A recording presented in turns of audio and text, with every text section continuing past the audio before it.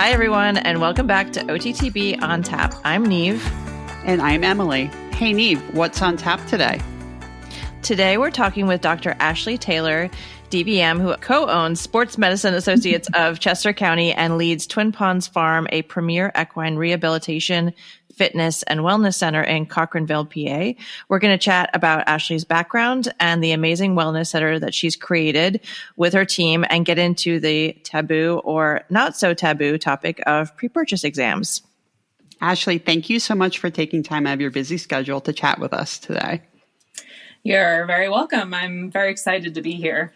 Just to get started, will you give us a little background about yourself and your history with horses and then how you got involved in veterinary medicine? Sure. So I grew up in Topsfield, Massachusetts, which is in the North Shore of Massachusetts. And I had just a love for horses from a young age. Both my parents were not horsey or not particularly even into animals. And my two younger sisters followed suit. So we were kind of three horse crazy girls. We had a big background in pony club and eventing, and we did that growing up. And I had a really adorable appendix quarter horse that was very sweet, but not very athletic. So I just mostly stuck to the lower levels, competing him. And my parents were great and supportive in the fact that they had three girls. We all had horses. They bought a farm. Wow. But it was very much like, this is your horse and this is what you get. So in Pony Club, I really got pulled a lot toward the veterinary and horse care aspect of my interest in that, because even though my horse kind of maxed out at a certain level, that was something I could continue to learn and explore. And that really got me into the idea pretty young that I wanted to be a veterinarian. I always knew I wanted to work with horses. So from there, that same sweet quarter horse cross ended up having quite a bit of lameness issues. And so that kind of solidified me wanting to know what was going on and how to fix him. And I went to the University of Findlay for undergrad, which is a small private horsey school in Northwest Ohio. Okay. And then went to Michigan State University for veterinary school, back to the East Coast to New England Equine for an internship. And once I left my internship there, I practiced for about 3 years for a small equine and mixed animal practice close to where I grew up, and continued to kind of get some mentorship from one of my mentors from my internship. And he was a surgeon and did sports medicine. I knew that's what I really wanted to do. And then I ended up in Aiken one winter with some clients from Massachusetts, and I met Dr. Keene. And he basically was like, what do I have to do to get you to move to Pennsylvania and come work with me there? So I very quickly got on the phone with my husband and was like, we have to move to Pennsylvania. So I joined him almost 11 years ago at this point. And myself and Dr. Gassert bought the practice together 2 years ago. And kind of shortly before that, we had bought the farm that we now call Twin Ponds Farm. So it's been a big couple of years, but kind of how I got to where I am now, the Cliff Notes version. That sounds like a wild ride. Yes. What kinds of experiences have you had with off-track thoroughbreds that makes them stand out to you? Yeah, so I've had a lot of experiences with off-the-track thoroughbreds, both personally and professionally. I've personally had 7 off-the-track thoroughbreds that I've restarted, a couple that I've kept and competed for longer periods of time, and a couple that have been kind of resale, rehome horses. And we primarily work on upper level event horses in our practice. And actually my business partner mostly works on race horses. So that's a big part of her piece of the practice. So I've gotten to experience them in all different forms, whether they've been my own personal riding horses, whether they've been clients of the practice. And I think the big standouts about them are their resilience and their work ethic. And they're very trainable, whether that's mostly for the good, but sometimes for the bad. They're too smart for their own good. So. Yes. Has there been any particular cases or moments with off the track thoroughbreds that have been especially memorable or impactful in your career? Yeah, I had to think about this because I've had the pleasure of working with several of them and many that are at the top of our sport, which is really cool. There have been some that I've vetted for clients that are just fresh off the track. And I have one in particular who's getting ready to do his first 5-star this year. So both the rider and the horse. So it's really incredible to work with them. And I've had a couple that have really taught me a lot about management over the years because they've had particular issues that we've had to not really work around, but that we've had to learn to manage. And I think has helped me with other horses. And we had one in particular that had an old tendon injury that we had to kind of frequently monitor. And for that unfortunate horse and rider, I had to tell him the morning that they were shipping out to Kentucky that he couldn't go because I was ultrasounding the tendon one last time and it just did not look how I wanted it to. So that horse, we had to find a new strategy on how to manage him. And we essentially ended up doing swimming as all of his fitness work. He would run prep events and gallop, obviously, but his traditional, like every 4 days of galloping to prepare for a 5-star, we would swim him. And that horse went around Kentucky the following year and was inside the time and just recovered like no problem. And it was the first time I had ever prepared a horse for a 5-star that way. And I thought, well, it was not working the way that we're doing it. And I mean, it goes to show the horse's resilience, and thoroughbreds are just so athletic and built to gallop. And I think that's probably part of the reason why this worked. But yeah, there's been some interesting cases that I've had to deal with. But I think where there's a will, there's a way. And these horses, if any breed is going to do it for you, I think the thoroughbreds really will try. So I'm just thinking about them swimming and about how cool it is to work their whole body muscularly and then their cardiovascular system without that concussive force of meeting the ground, but they're still using their body. And that's such a cool takeaway going forward. You're probably going to be thinking about that a lot now with other horses that come along. Yeah, for sure. I think the unfortunate part is that it's not readily available in a lot of areas.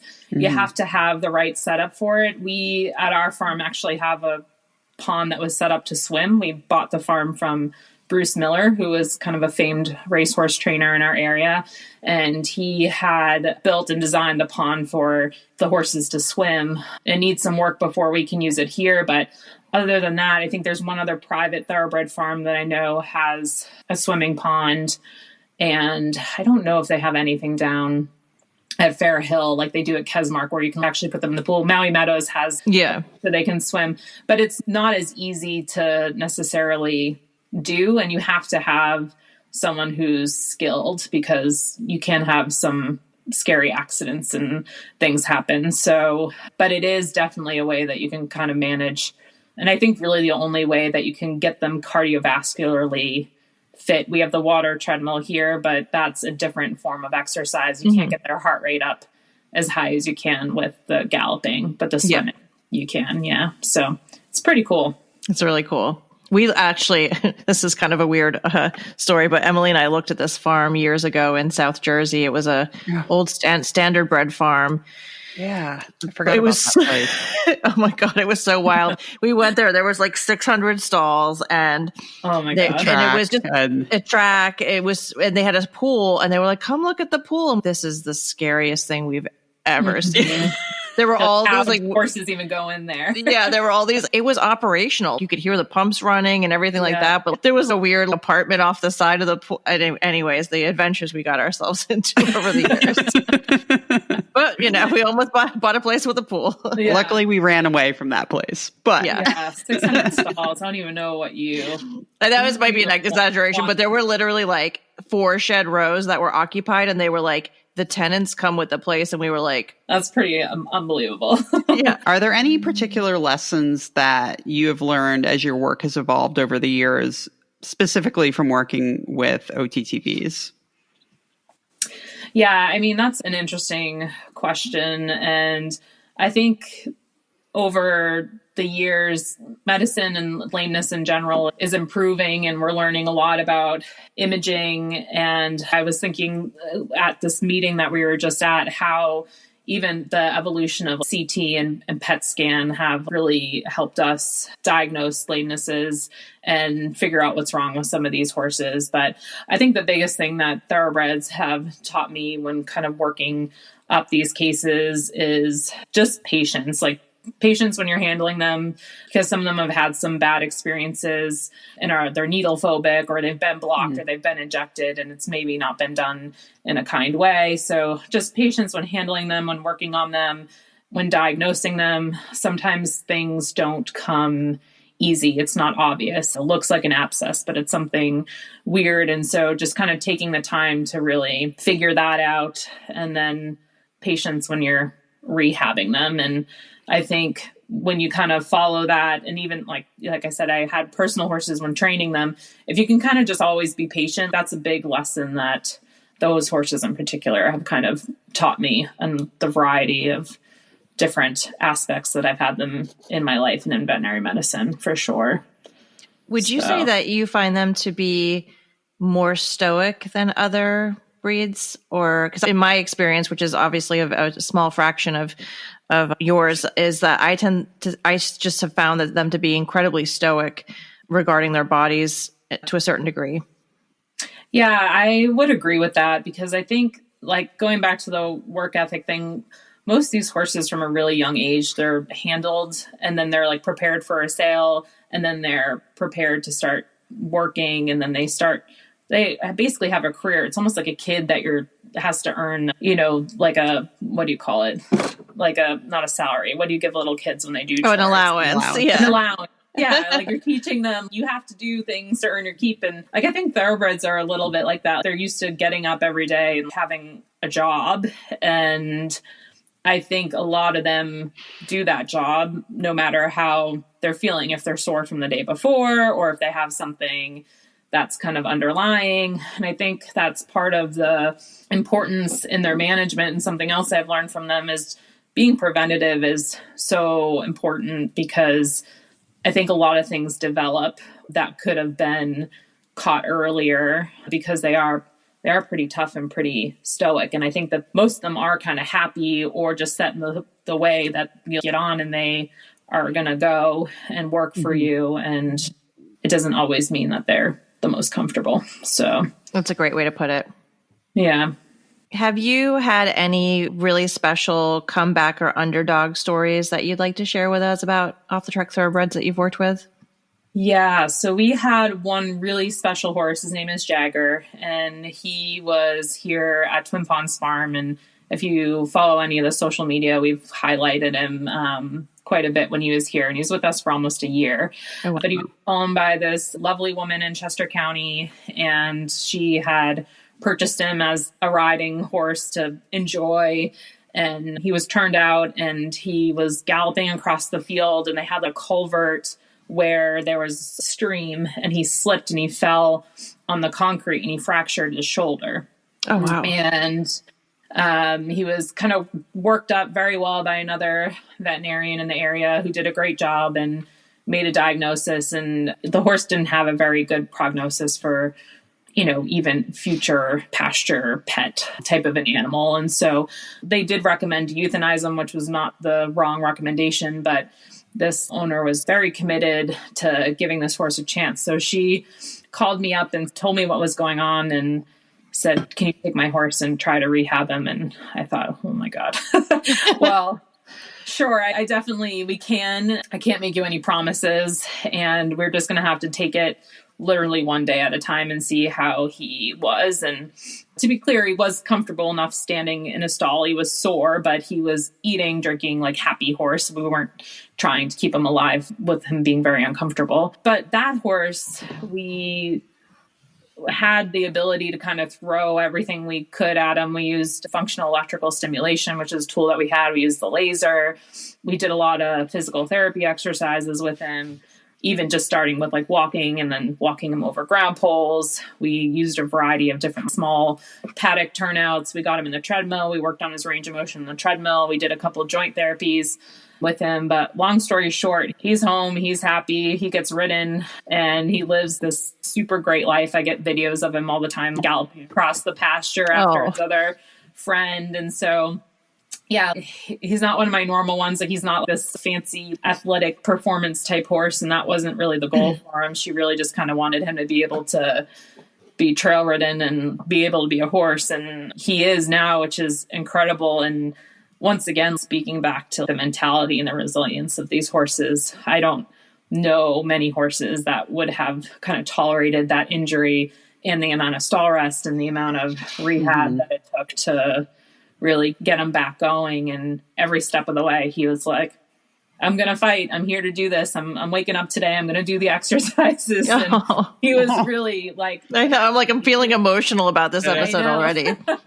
Yeah, he was a really special case, and it really could have easily gone either way. But yeah, he definitely was a daily reminder of the whole patience and resilience and just the mentality that these horses have. And, you know, he was also very blessed with a committed owner that was willing to do anything to help him. And we really were able to kind of utilize a lot of the things that we have here. But yeah, I think he was a true underdog story. So that's amazing. That's cool. Yeah. It sort of ties into our next question too, which is how, and you may have answered some of this, but how would you describe the resiliency of OTTBs, both physical and mental? And then how does that influence your work with them? Yeah. So like I said, I think it is unwavering. And because of their resilience, like we had touched upon a little bit earlier, I think looking at them sooner than later for signs of discomfort, making sure that you really listen. For me, I really listen to the riders and the owners of these horses, because some of them will just say, well, he just doesn't seem right, but they look sound. Everything else seems normal. Me, from just seeing the horse every once in a while, I can't find anything wrong with it. But because they are so resilient and tough, as Neve was saying earlier, so I do really listen to the owners. If they feel like there's something not right, then we try to figure that out. And sometimes you have to dig deeper or kind of peel the layers off like an onion and start kind of ruling things in or out. But oftentimes you will. So I think the biggest thing is not giving up too soon when you're looking at them and just saying, oh, they're fine. Keep carrying on. So because something will crop up for sure, because they're pretty tough. Not just going to go away. Exactly. Yeah. I don't know if this is a weird thing to say on the podcast, but I feel like there was an old school kind of thought process when horses were a little off or whatever. It'd be like, well, just ride him until he's really lame and then we'll see what's going on, you know? And not that that was vet recommended or anything, but it was sort of like, well, it's hard to say what's wrong right now because they're only a little bit off, you know? And I think now it's been really cool, especially in the last 10 or 15 years, just to see how much more there is available to vets. And also just hearing you talk about your interaction with owners, it's kind of nice to hear, because I think as horse owners, when you're looking at them every day, you might notice something really small. Like you were saying, you only see them every couple of months. And sometimes you feel like a crazy person, you know, where you're like, just keep seeing my horse do this weird thing. And I don't know. And then I went on the internet and you're like, oh God. Full stop. And I joined a group on Reddit, and 6 hours later, I've diagnosed my horse. Right. I have a couple of different things. Yeah. So I don't know. I guess what I'm trying to say is that it's very cool to see that even in my short career with horses, the evolution of practitioners and owners of being a lot more involved in the care of their animals. Yeah. And I think we're going to keep seeing that. I think been a big shift with the social license to practice that you hear kind of discussed a lot in horse sports, and how the public and the public perception of how horses are used in horse sports, and do they think that that's humane or fair or safe to the horses? I mean, it is really huge, because it can essentially shut down recreational use of horses in sport, and especially in the racing industry and eventing, Olympics type sports. So that's definitely, I think, on the forefront of everyone's minds. I think people have horses because they love them. For most people, it's not a big money-making venture. And for veterinarians, I think they've really gotten some cool, unique, I don't want to call it a gadget, but like lameness locators. They even have an app now that can help you pick up subtle lamenesses that you can't necessarily see with your eye. And you can track horses using that, which is neat. And they've done a lot of studies. Sue Dyson did a great study on the pain ethogram in horses and looking at, and horses are ridden if they're doing different behaviors, like they have their ears back or tail swishing or things like that. If you have 8 or more of those types of behaviors, it would indicate that the horse is in pain. So a lot of these, like you were saying, that older misconception a little bit of, oh, the horse is just bad, or it's just sour, or it's this or it's that, really were pain issues that kind of went undiagnosed because we thought the horses were being bad. And now we have a lot more science-backed data to prove that a lot of the times pain's actually a big underlying thing. So yeah, it's been a cool shift even in my career, which has not been very long in comparison to what it will be, hopefully. I think there's been a lot of positive changes. So that's good. Well, during your career and as a competitive rider, I'm sure you saw the need for more rehabilitation-focused services. So what led you to start your wellness center? Yeah, so doing rehabilitation's obviously been a big piece of my day-to-day practice because we have a sport horse practice. Sport horses, unfortunately, get injured and then have to be rehabilitated. So I always wanted to create a rehab center. I thought I was actually going to do it at Sports Medicine Associates, where our practice is. Initially, that was kind of in my mind. My husband and I looked for 2 years around Chester County for a farm. I really wanted to have my horses at home, which now we have a farm and they're not here. But so we looked around quite a bit, and it is very expensive for a young professional, whether you're a veterinarian or a horse trainer or whatever, to try to find a farm around here. So we were lucky in that we were able to purchase Bruce Miller's farm. It's about 1.5 miles from our clinic.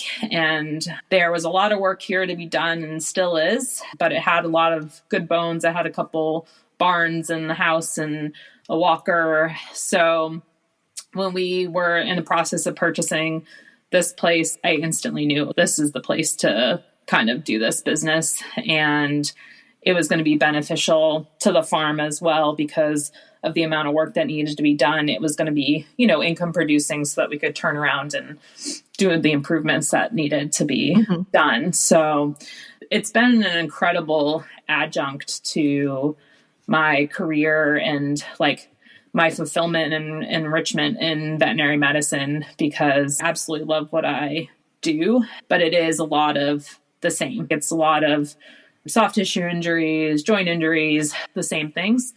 And at the rehab center here, we have everything. So we get a lot of cases from New Bolton Center.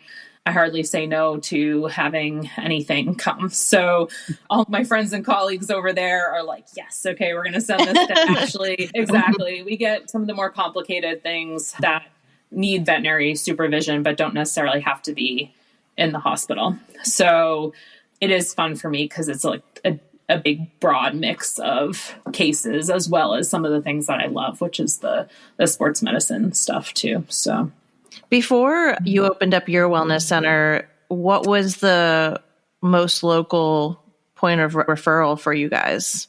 So we had a lot of the racehorses. Fair Hill, Bruce Jackson has a rehab there for the race. Okay.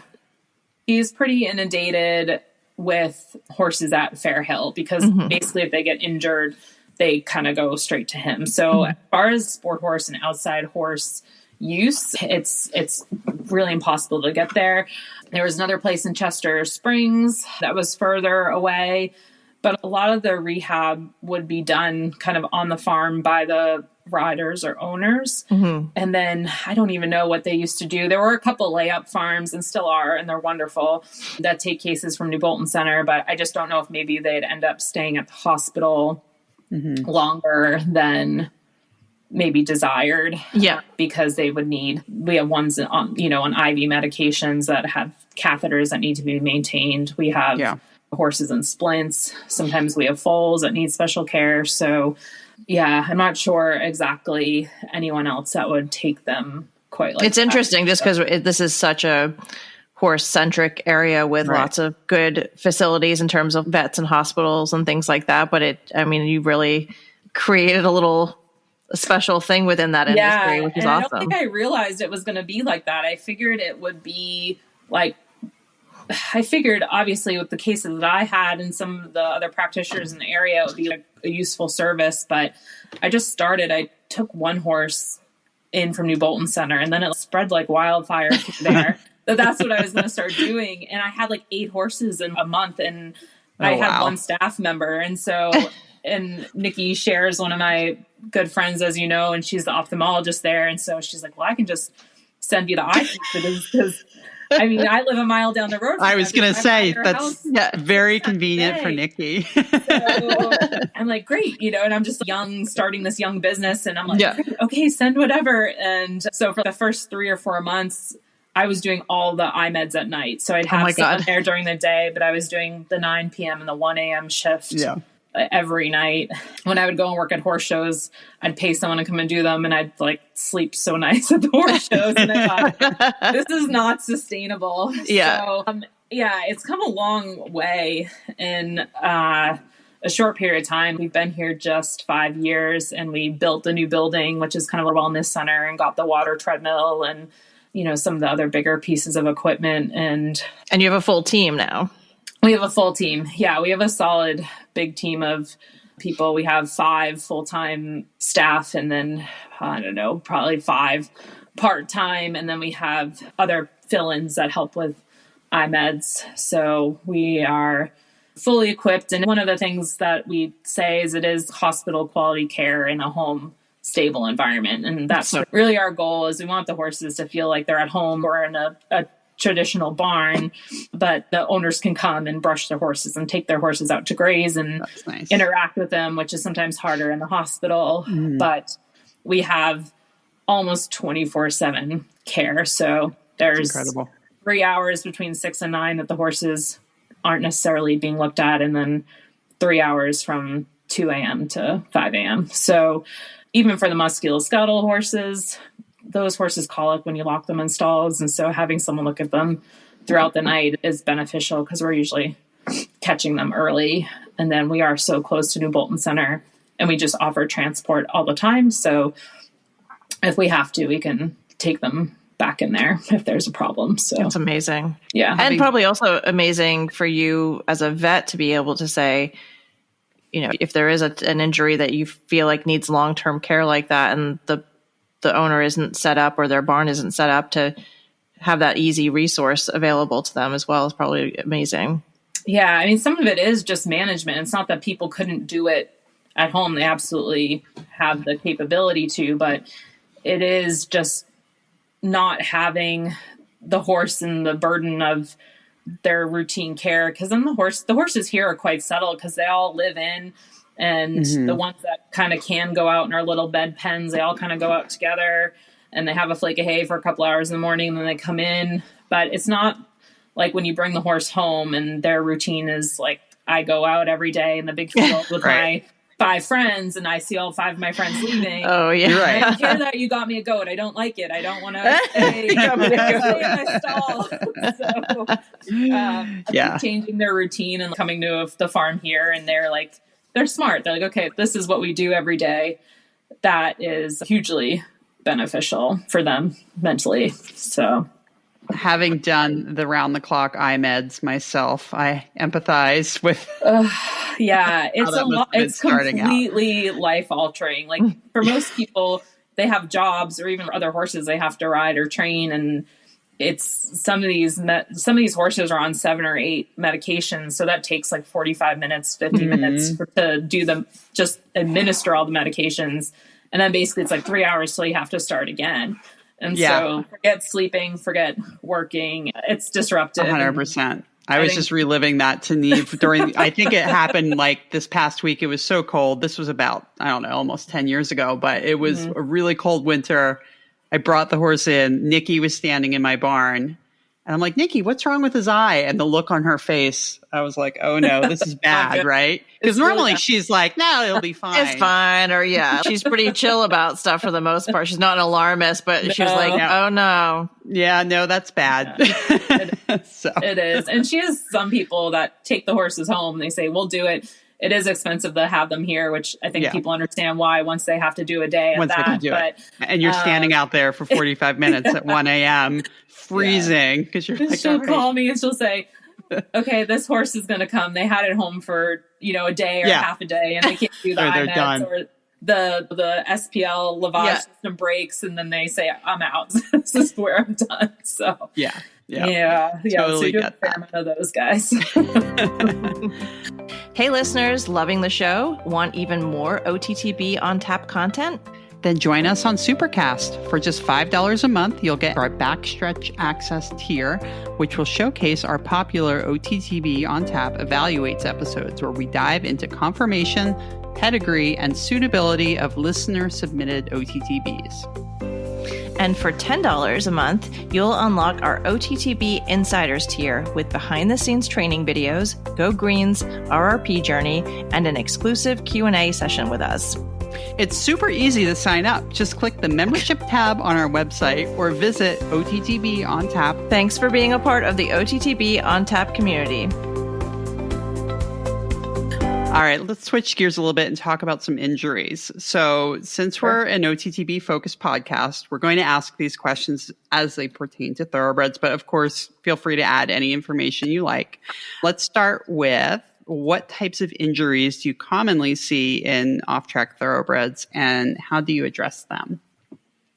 Okay, so most of the injuries I see are related to eventing. So I have 4 things that I think are pretty common, and not just for thoroughbreds, but for a lot of event horses. But I am going to kind of pick on thoroughbreds a little bit. The first thing is foot pain. We see that pretty commonly in thoroughbreds, especially in our event horses, based on the terrain that they have to compete on. And in this area, anywhere from May or June until September, October. Yeah. The ground is really hard. It can get really hard. So thoroughbreds in general, just as we know, a little bit of a thinner soled crowd. So we will see foot pain frequently with them. And we combat that in a variety of ways. But I think shoeing and regular radiographs are really important for our thoroughbreds. So the ones that are kind of competing in the upper levels every 4 months to 6 months do just a balancing set of radiographs just to kind of see where their coffin bone is in their hoof capsule, what kind of sole depth they have. And this really helps our farriers kind of see exactly what's going on in there. The farriers I work with are fantastic in this area and they're super knowledgeable. So it tends to really be a process of us working together and less of me saying, well, I want you to do this or do that, and more, this is what it looks like. What do you think? And we come up with a plan. Also, in some of these cases where I might not know the farrier, if it's a horse that's shipped in from outside of the area, I give the farriers a lot of credit and always kind of try to find their opinion on cases, because they may have tried certain things before with this horse that I think, oh, we should do this. And they might say, yeah, it doesn't work for this horse. I've tried that. And it made it lamer. So a big thing as far as joint pain, that's probably another common thing that we see in all event horses, but also in off the track thoroughbreds. And that kind of just depends a little bit on how much joint disease the horse kind of had when it started, which sometimes we don't know if they didn't get radiographs on a pre-purchase. And sometimes we know that this horse kind of has this wear and tear from racing, so we're going to manage it.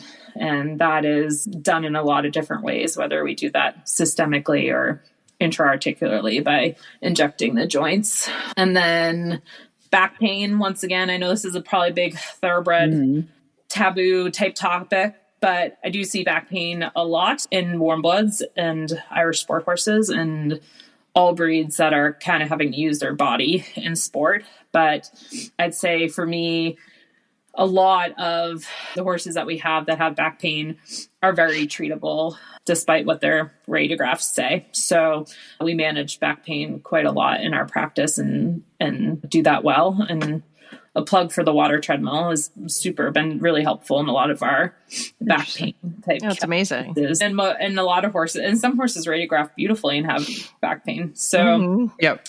The back is more than just the dorsal spinous processes. I think that is sometimes forgotten. And also a lot of horses that are used athletically, their back gets sore. We're asking them to collect, we're asking them to use themselves, and they're having to carry our load as well. And so they're kind of dealing with that. So yeah, I think back pain in general has a variety of causes, but just like in human medicine, the stronger the core and the back is, the less chance the horse has of developing back pain. And so that's where I think proper training, riding, and conditioning hugely improve back comfort for horses.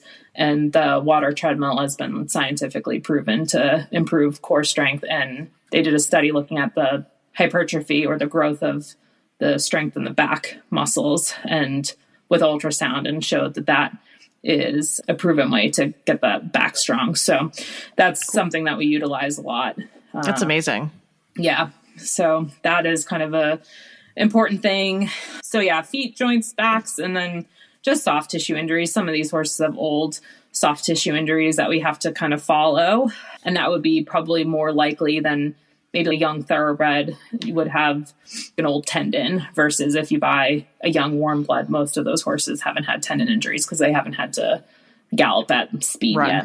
So exactly. I mean, they won't because they just haven't yet. So yeah, so those are kind of the most common things I think that we deal with thoroughbreds, but in my population too of event horses. So how do you feel the success rate is for rehabbing or managing soft tissue injuries in particular?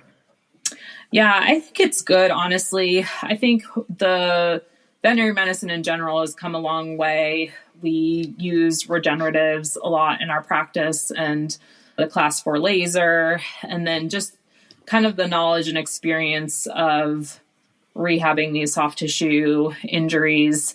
They have for soft tissue, they have these color scans now that they characterize the tissue. So you can kind of scan the tissue and it will tell you whether it's normal or scar tissue or strained normal tissue. So we have access to that, which can help when we're rehabbing some of these horses and you start upping their workload, or you take them for a gallop and then you say, okay, I wonder what that looks like. And you can't necessarily tell an ultrasound, but those scans, it will tell you, oh, you actually have stressed tissue now where you didn't before. Yeah. So that's great.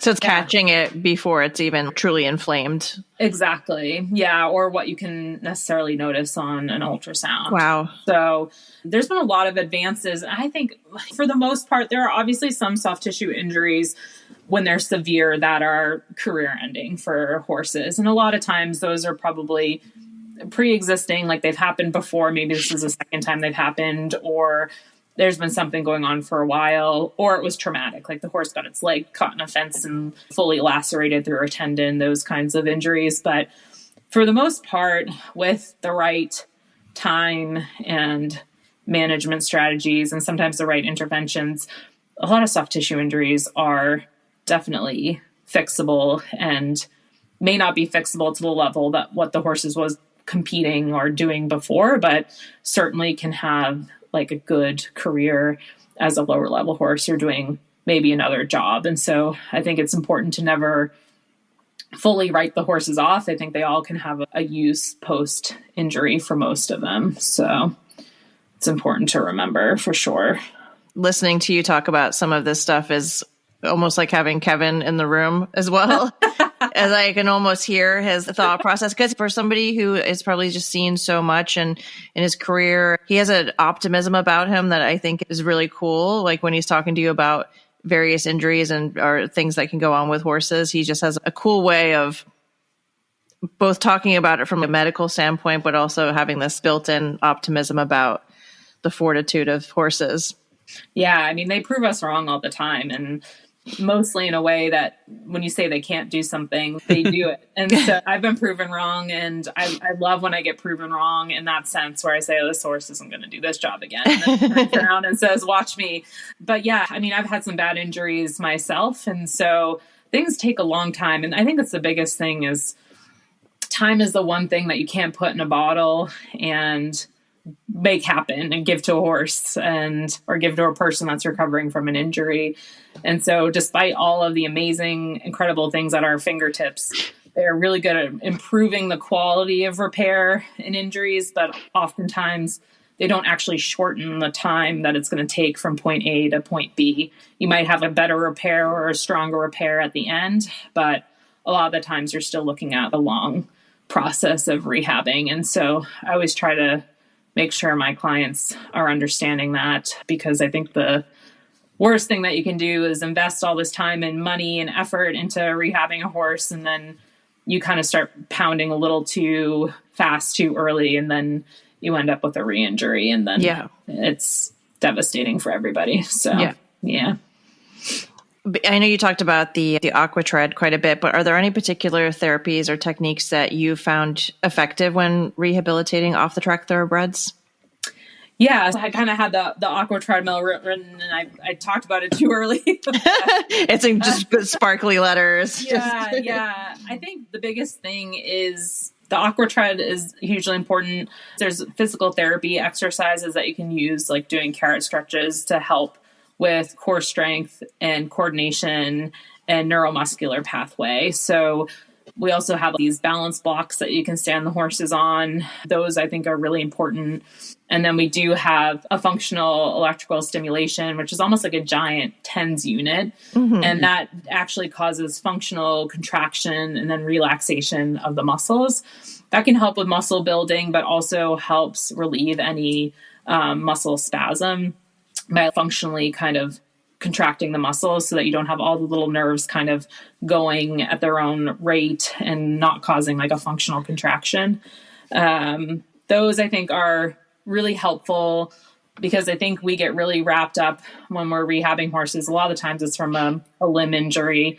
And so we do all the things possible for that limb. You know, we ice it and we bandage it and we laser it and we do this and we do that. And then in the meantime, the horse is standing in the stall and you kind of forget about the rest of the horse. Yeah. They develop muscle atrophy. Some of them develop behavioral issues, anxiety. Compensating injuries. Yeah, exactly. So I think that's the hard thing too, is that you want to continue to keep the body kind of toned if you can. And that's where some of these things come into play.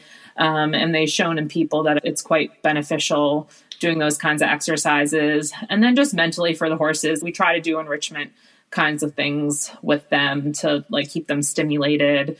We do have the small pens, which I think are hugely helpful mentally, especially for our off the track thoroughbreds that are used to working and they want to work and they want to get out of their stall. They want to go outside. They want to see what's going on. So you can go out, and we have these little 16 by 16 paddocks, and they go out with their flake of hay and their bucket of water, and then all the other, friends that they have that are broken, and they all stand up there. It's like a retirement home where they're just like shuffling around with their walkers with their little tennis balls. Exactly. That's really cute. It keeps that routine that's comforting to them, where they eat breakfast in the morning and then they go outside. So it's very much, they feel like they get turned out. And the difference is they don't get to go out and run around, but they get to go outside and they stand in hopefully the sunshine and have that outdoor time. And then they come in, and I think mentally that makes them a lot happier than just literally being in a stall 24/7, except for the hand walking exercise or the hand grazing or whatever they get to do. So, yeah. Sure. Yeah. And just not being in the sterile environment of a hospital too. Yeah, absolutely. That is hard because they obviously have a different setup and different procedure in a hospital, but they do get to feel a little bit like they're at home here, which is nice. And some of them live here for a long time, so it is their home. You mentioned earlier about allowing owners to come out and graze them and things like that. What type of role do you think that the owner or maybe the rider would play in the rehab process, and how do you involve them in that? Yeah, so it's different for every person, and it's not dictated by me. It's dictated by what their desires are. So we have some owners that come out every day and visit their horses and check in, and we're very happy to accommodate that. We have others that are maybe more hands-off because they're either far away, they sent their horse to New Bolton for a specialized procedure that one of the surgeons there does and no one in their area has the ability to do, and they live 6, 7, 8 hours away. So the people that can't be here, we are usually updating them twice a week, unless there's some change for the worse or sometimes the better. And we also are kind of open book as far as when the horses come here, they don't have to stay for a certain period of time. We're not, oh, you have to come for a month or you have to come for 2 months. Right. Some horses come just for a couple of weeks to get over the initial bandage change, or my horse just had colic surgery. I'm worried. I want to get him a couple weeks post-op before I take him 2 hours away from New Bolton Center and he maybe has another colic episode. Some people start with that and then the horses do really well and they say, well, we want to keep them there for longer. And so we keep them for longer. But yeah, I mean, for me, a collaborative approach with the owner, rider, trainer, and the veterinarians at home, the farriers at home, it's all a teamwork thing that has been instilled in me just in my personal practice. And we try to really do the same thing here with the horses and keep the owners very involved. And a lot of the times, if the horses are going on the water treadmill or they're getting physical therapy exercises, we invite the owners to come watch them on the treadmill, or, you know, they're going to go at this time, or we send video. We have one horse that was doing some physical therapy for his knee. He really didn't have any ability to flex his knee after surgery. And so every couple days we're sending videos to his owners who are 8 hours away and saying, look at, you know, it's getting so much better. So yeah, we want people to be a part of it because our success is their success. And we also all here have horses and know how hard it is sometimes to have your horse injured or even have your horse far away. So yeah, we love for people to be very involved, and it is on the occasion. And maybe it's a racehorse. Like sometimes we have racehorses here and the trainers say, call me in a month. Let me know how he's doing. So I got 60 others to deal with. Right. Like, let me know when I can come pick him up. Exactly. Yeah. For most of the horses, the owner's pretty involved if they can be. Yeah. Yeah. Well, we have a very special question before we wrap up this portion of the interview. This is from our dear friend, Nikki Shearer. Hi, Nikki, and hi, Rex. So Nikki's also a vet and an ophthalmologist at New Bolton Center. She's our collective amazing friend that we love dearly. Mm-hmm. Her question is, let's say you have an OTTB or any horse that doesn't necessarily have any past injuries that we know of.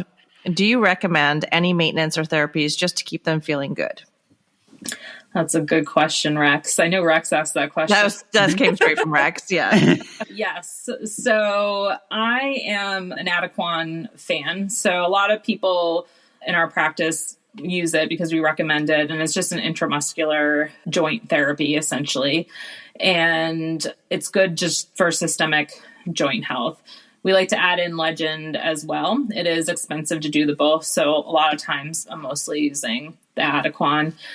Most people have been giving it once a month is what they remember. And they've kind of changed that now to do 2 loading doses every 6 months. So that's what we've switched to doing. And from kind of my understanding, research knowledge, obviously the product, it's a glucosamine product, and glucosamine is a very big molecule. So there are a ton of joint supplements that are oral feed through supplements that have glucosamine in them.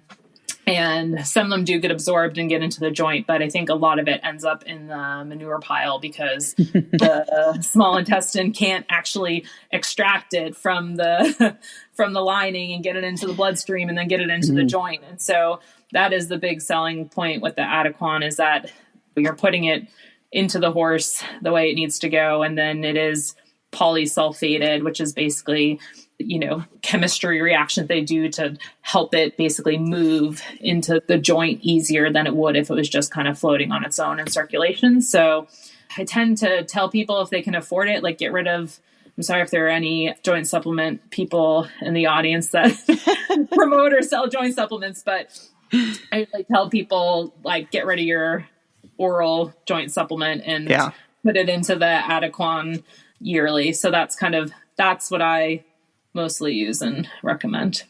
I heard that before. I didn't realize it was due to the size of the molecule. That's really interesting. Yeah. And you did a very good job of explaining that in a way that I think most people can understand. Yeah. It's too big to get through. Yeah, no, it makes a lot of sense. And just talking about how they formulated it to make it be more effective they is useful. Polysulfate it. So it is, and that's the thing. It is expensive, but it is because it works. It's a little bit like Gastrogard. It's so expensive, but it's same. It works. So there's too many things that you can buy and feed your horse that maybe aren't doing what you hope that they're doing. So I mean, listen, I know we always say on this podcast, if it makes you feel like you can sleep better at night, give your horse whatever you want. But there is real benefit in working with science and data and research-based products. Be an informed consumer, for sure. Yeah. Hey guys, it's Neve here. Just jumping in to say we're actually splitting this episode into 2 parts. The next part is going to be all about pre-purchase exams. You're not going to want to miss it. If you like what you heard today, please leave us a 5-star review on Apple Podcasts. You can follow OTTB on Tap on Instagram, Facebook, and TikTok, and contact us with interview candidates and topic suggestions at OTTBontap.com. We love hearing from you. Cheers.